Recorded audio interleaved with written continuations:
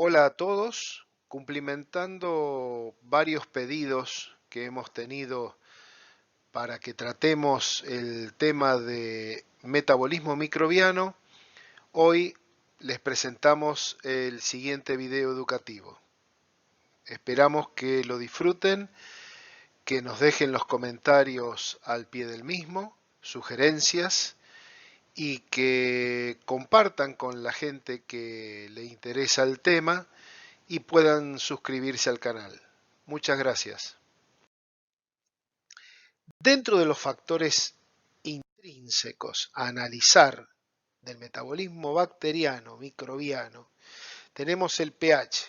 pH es la potencialidad de hidrógeno que nos hace justamente medir la alcalinidad o la acidez de un medio o de un alimento.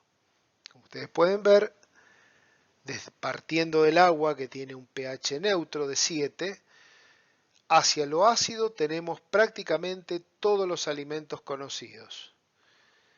Y hacia lo básico, lo único que podemos notar de diferencia en lo que es alimentos son los huevos, que están alrededor de un pH 8. Esto sirve para poder regular de alguna manera el crecimiento bacteriano, ya que en la próxima placa vemos que las bacterias se regulan con rangos de pH entre 3 a 4 hasta 9, siendo lo ideal obviamente un pH de 6 a 7, pero siempre tirando hacia lo ácido más que a lo básico. En cambio, como habíamos dicho, con respecto a la flora micótica total, mohos y levaduras van a estar pHs muy bajos de 1, 1.5 hasta 11. Quiere decir que la flora micótica total no está tan influenciada como el pH. Durante miles de años, el hombre ha venido aumentando la acidez de los alimentos para poder preservarlos. De manera natural, habíamos dicho, con la fermentación, o artificial con el agregado de ácidos débiles. De esa forma consigue inhibir la proliferación bacteriana. Por ejemplo, el yogur, la cerveza, los pepinitos en vinagre, etc. Con respecto a la actividad de agua, los microorganismos requieren presencia de agua de forma disponible para poder crecer y poder llevar a cabo su función metabólica. La actividad de agua mide ese nutriente o la disponibilidad de ese nutriente para que la bacteria se desarrolle o no. Obviamente, mientras más agua tenga un alimento, más factible está en que se preste a ser deteriorado por estos microorganismos. Como ven, las carnes, los pescados, todo lo que es los víveres frescos, al tener una gran carga de humedad, son más factibles al deterioro en sí que un alimento seco. Por ejemplo, los productos deshidratados, las especies y la fruta seca. Con respecto al potencial de óxido reducción o potencial redox, no está todavía muy clara la significación que tiene dentro de la microbiología, pero sí es importante saber que todos los caracteres organolépticos, por ejemplo, de color, sabor, etcétera, están dados por la presencia del oxígeno. Quiere decir que el oxígeno puede al mismo tiempo alterar, dándole a la bacteria su nutriente, como preservar un alimento. Asimismo, el dióxido de carbono.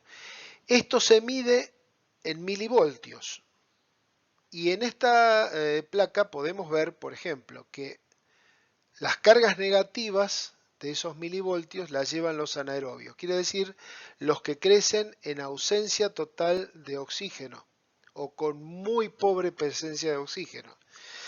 Como ven, todos los alimentos secos están con un nivel de oxígeno muy bajo o un potencial negativo.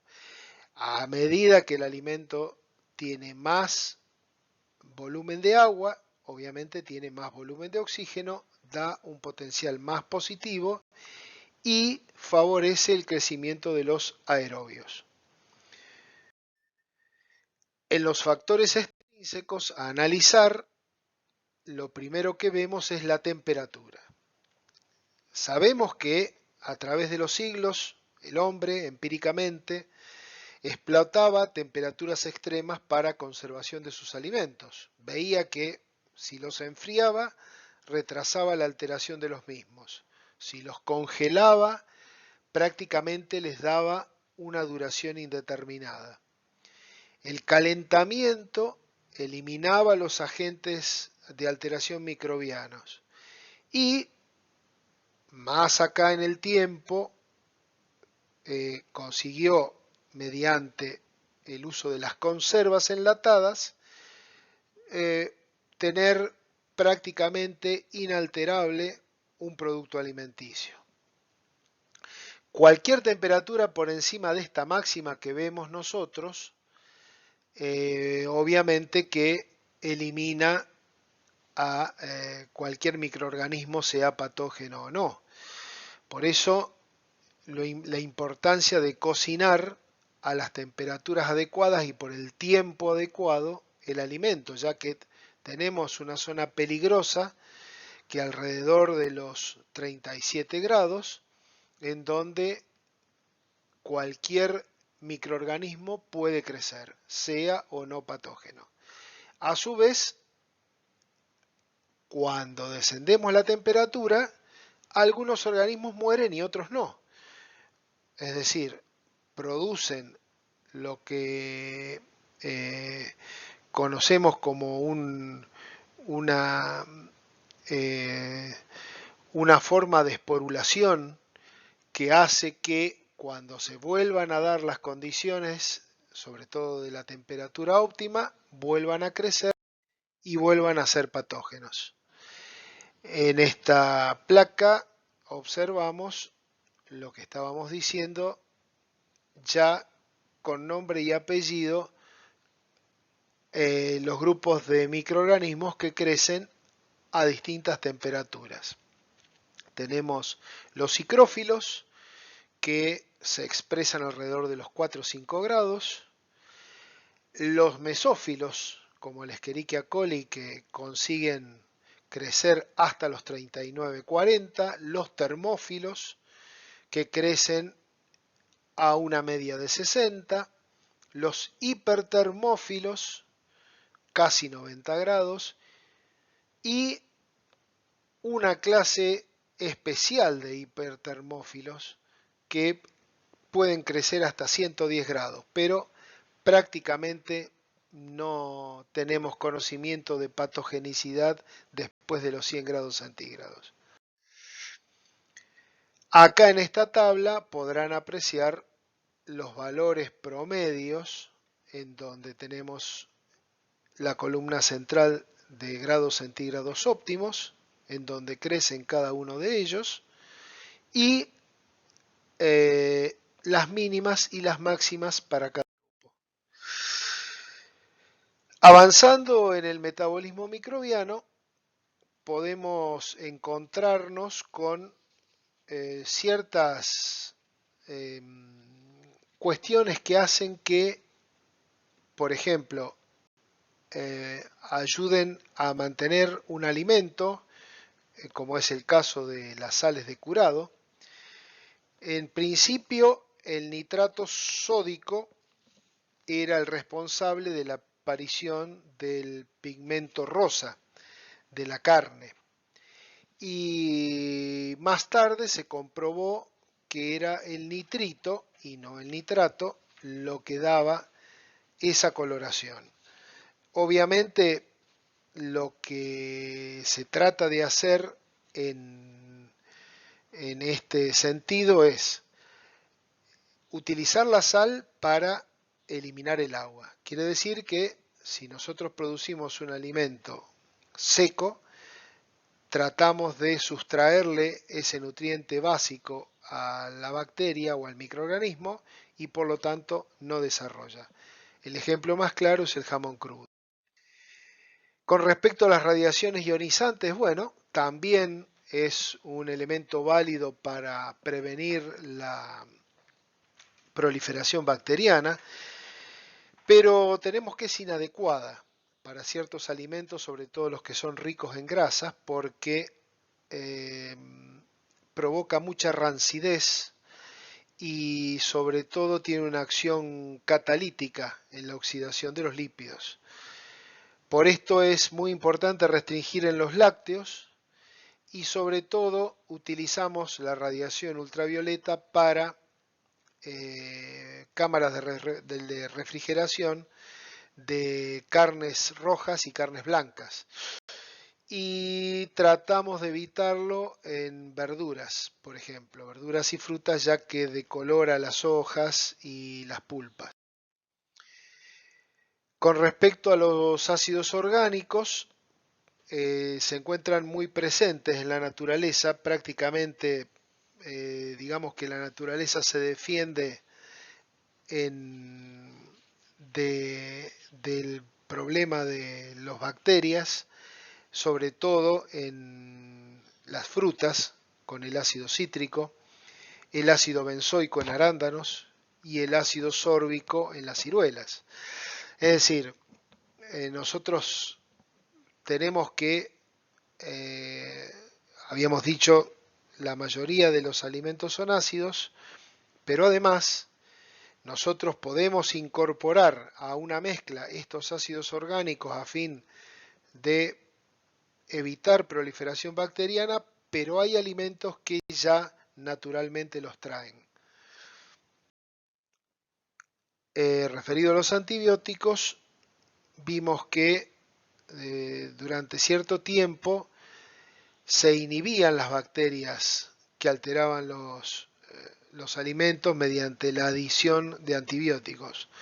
Obviamente, el uso indiscriminado, sobre todo en ganado vacuno y ganado bovino, hacía que estos antibióticos pasaran a los subproductos, por ejemplo los lácteos, y con niveles que eran inaceptables. Por lo tanto, se trató de regular lo que es la presencia del antibiótico, sobre todo en los alimentos, en los piensos, por lo que prácticamente, como todo, cuando se usa por primera vez es algo empírico y luego va tratando digamos, la norma internacional de adecuarse a esto y fijar límites para saber hasta dónde llega la parte beneficiosa y a dónde llega la parte psicológica.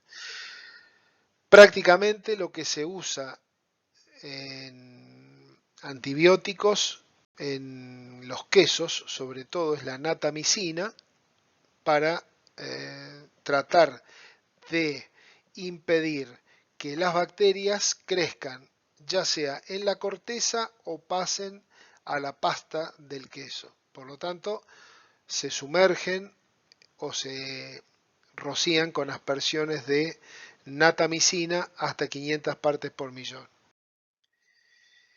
Con respecto a las atmósferas gaseosas o atmósfera controlada, digamos, sabíamos de que el oxígeno es responsable de un crecimiento bacteriano mayor a lo normal. Por lo tanto, nosotros lo que hacemos es producir dióxido de carbono para que en esa atmósfera modificada se retrase o se inhiba el crecimiento de microorganismos. Es lo que hacemos, por ejemplo, en cervezas, en refrescos, en aguas minerales o aguas carbonatadas llamadas sodas, y vemos que las bacterias gram negativas y los mohos son sensibles al dióxido de carbono, mientras que los lactobacilos y algunas levaduras, sobre todo gram positivos, son resistentes al dióxido de carbono. Muy bien, y así hemos llegado al final de este video. Esperamos que haya sido del agrado de todos y nos despedimos hasta el próximo video educativo. Muchas gracias por compartir con nosotros este canal.